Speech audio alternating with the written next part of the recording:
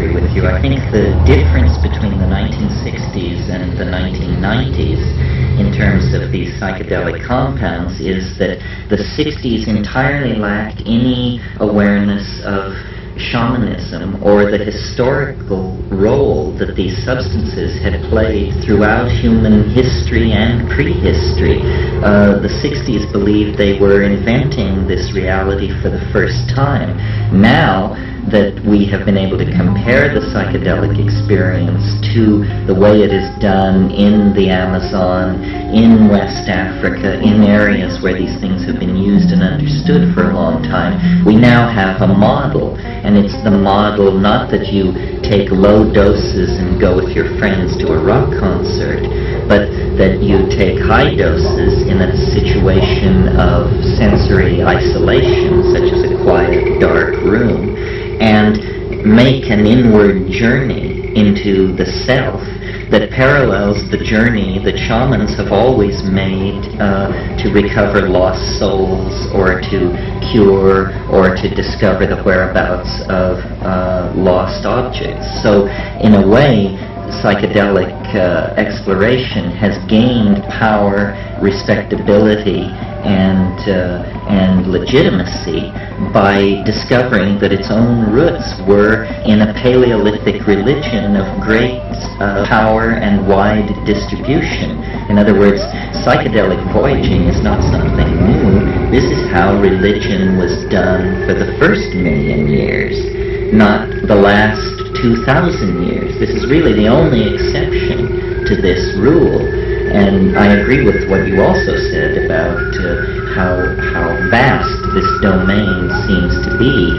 Serious psychedelic voyagers, I think, can agree, the further in you go to this realm, the larger it appears to be. Really what we are doing is we are discovering the inner richness of organism. That, you know, the richness of the human world is not in owning stuff. The richness of the human world is lies in being able to access what is within us. Our minds are not blank slates or merely repositories of traumatic memory. Our minds are doorways into an infinite labyrinth, a kind of Borgesian library of infinite possibilities, and we can choose to open these doorways in whatever sequence or fashion we wish.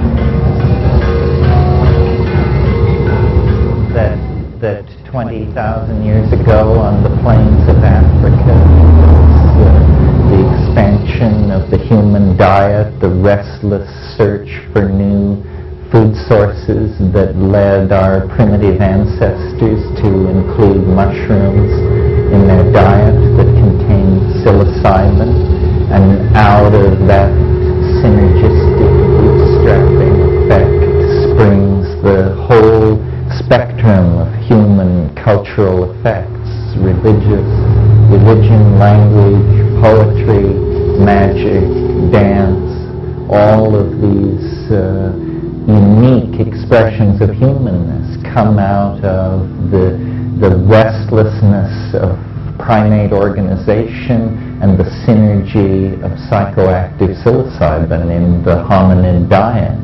This is the real missing link. This is the real key to what the factors were that called us forth into humanness.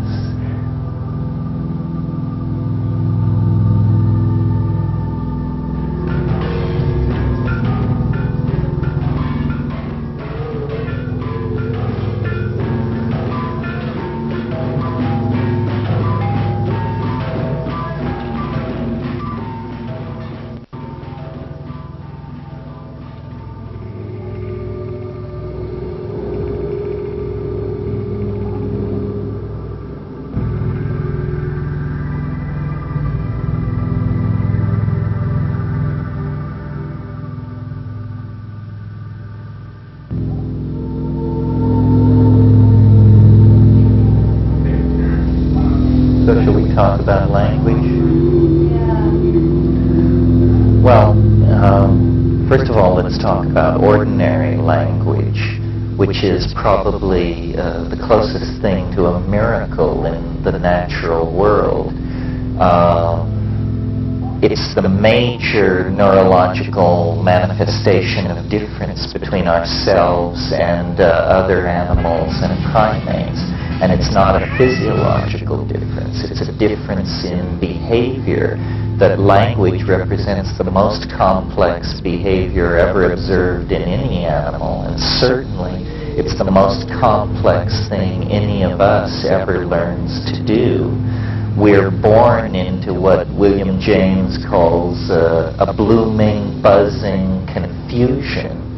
But by the acquisition of words, we mosaic over various sectors of this blooming, buzzing confusion with words. We replace the unknown with the known through the substitution of words. By the time a child is 2 or 3, they have completely created a cultural mosaic of words that is interposed between them and reality. Reality from that point on is only an unconfirmed rumor brought through the medium of language. And every culture accentuates different parts of reality, so that in a sense, every culture is a different reality. Language is stuff of the world, not quarks or wave packets or neutrinos, but language. Everything is made of language. All the constructs of science